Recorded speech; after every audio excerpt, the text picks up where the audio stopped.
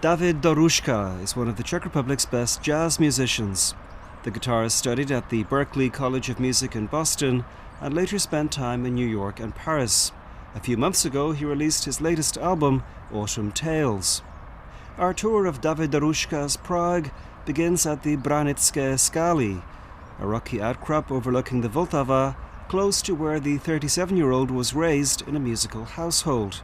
His grandfather was the jazz expert and writer Lubomír Doružka, while his father Petr is a well-known music journalist. The Branické skály, these rocks, they are part of some very old rocks which have been here since prehistoric times. I don't know much about it, but somehow I even get that feeling every time that I come here. And it's a beautiful wood, and it's just a nice walk, and also it's a really great view of the whole city of Prague from here. And I have a lot of memories of this place from my childhood, so it's really a special place to me. I've often passed Branické skály from below, and I had no idea, and it's very steep from below, and I had no idea there was a kind of place you could come up here and walk and see this amazing view. Yeah, that's true. I think actually not that many people know about it, because you don't see so many people here usually.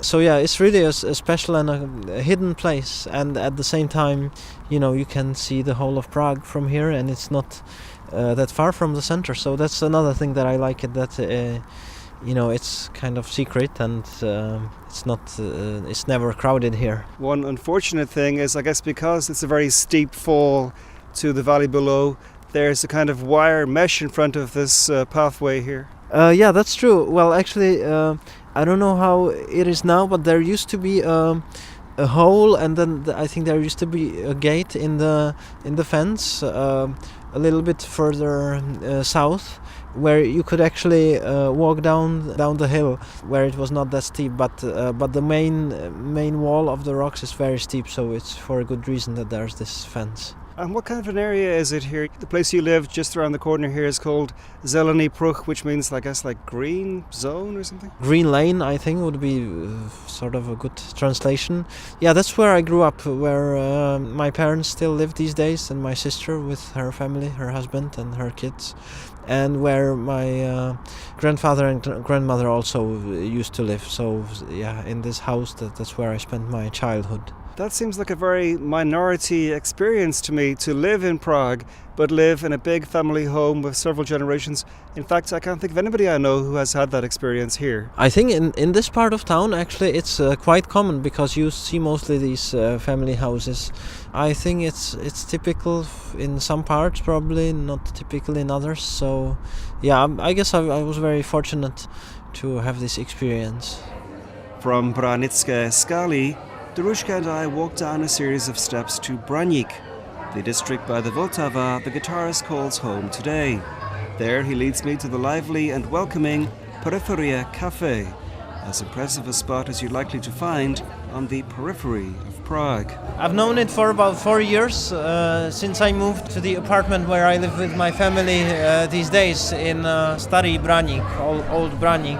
It's just a really beautiful cafe, I think, and again a place that's kind of hidden. Not that many people know about it, and it's somehow special to me. The service is very nice always. They have some great food, really fresh and really tasty, and they change the menu very often. And usually they play nice music here too. That's another thing that I like a lot about it. Do cafes like this, especially in more out-of-the-way parts of Prague, serve in some sense as a kind of culture center? It's a place to go and feel part of a community. I think in some ways, yes. I have to say that I think that this kind of place is quite special, if we remember that we are sort of on the outskirts of Prague. I don't think that there's that many cafes on this level on the outskirts. I'm sure that there are in the center, but that's what's actually special to me about this place, I guess. And for you, generally speaking, what makes a good cafe? The coffee, or the drinks in general, the food, if they serve food, which this place does, and really good food at very reasonable prices. The service, of course, and the environment or the whole vibe that the place has, and that's not easy to put in words. Also for me, what's important with the cafe is windows. You have to have big windows onto the street. Maybe there isn't much to see in Braník, but at least you feel like you're on the street. I totally agree. Windows are important, and there's huge windows here. Actually, since it's night at this time, but there are some remarkable things to see in Braník, even though one wouldn't notice them maybe right away. But actually, what we are looking at out of this window next to us is it's an old abbey, I think, or monastery from maybe the 17 or 1800s. It's totally run down now, and I think somebody's trying to build a brewery in there, or it has some sort of other function now. So Braník does have some sights. I think so, and it's just a very pleasant part of the city to live in for me.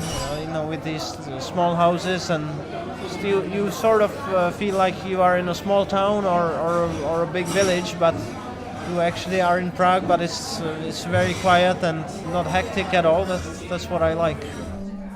Leaving Braník, David Doružka and I take a tram along the river before crossing at the Jurasek Bridge and making our way to Jazz Dock, a cool music venue on the lock under the embankment Janačkovo Nábřeží. It's too loud to record inside on a busy Friday night, so we stand in the doorway as punters pass. Jazz Dock is the best venue to listen to jazz music in Prague, and it's a place where I perform quite often. Actually, in Prague is, I think, the place where I perform the most often, definitely, without question. And I think for anybody who wants to hear great music great jazz music in Prague, it's really the place to go to. It's a very nice club with great music, great program, good food, good drinks, good environment. I just really like it to play and to listen to music, and very often bands from abroad that I want to hear very often come to play here. So I come here often as a performer and as a listener too. What makes it better as a venue? Is it the fact that it is purpose-built as a music venue? Hard to say. I don't know so much about that, but I think it's just the vibe and also the people who run it. The owner, who is a real jazz fan and a guy who wants to have this place as really the place for music, not just a place to drink, while music is playing. And also just the programming of the music. There's always good music here, really. Also, it's quite a spectacular place here, right by the river. It's really spectacular. Oh, totally, it is. It's special. I don't know if I could remember any other club in a place like that, just right on the river. So. Apart from Jazz Dock here, what are the best jazz venues in Prague? Another place that I like is U Malého Glena, a place which has been existing for over 20 years, maybe 22 years or something like that. So that's a place that I like too, where I've played a lot, and it has a very nice atmosphere and good bands play there. Other than that, it's pretty difficult. There's a bunch of other jazz venues in Prague, and when tourists or foreigners come to Prague, they are very often very surprised how many that you actually see, jazz club this and jazz club that all over Prague. But really, I think the reality is that many of those places are places where there is some sort of jazz music playing, but it's not really important what kind of music and whether it's good or bad. And the most important thing is to get a lot of tourists in, and the goal is that they drink as much beer as possible, and not the quality of music, So that's not true for Jazz Dock, definitely, and that's why I like this place. I have the perception that jazz was the most popular music among Czech intellectuals, say before the mid-1960s, but from that time it has been less popular. What state is the jazz scene in today in Prague? I think today it's in a very good state. Actually, it's the Czech jazz scene has really improved and gotten bigger, much bigger in the past 15 years. So Myself, I started performing in public when I was 14 in '94. And there were some really good Czech jazz players at the time who I had the chance to work with. At that time also there was a number of American musicians who were actually living in Prague in the mid-90s. But you know, the Czech scene at that time, the number of really good musicians was not very big, and it's gotten much bigger since then. So today I'm pretty happy that, you know, I live in Prague and I get to work with some really great players who also live here. So I can't complain. I think it's improving, and it's very interesting today. And to what do you credit the fact that there are today more good jazz players, that the scene is more lively than it was a few years ago? You can see this again, you know, not just in the Czech Republic but everywhere, because there's schools that people go to, and just the ways of studying the music these days are much easier than they used to be, and there's just more musicians than there were before. So all these reasons, I think, contribute to that.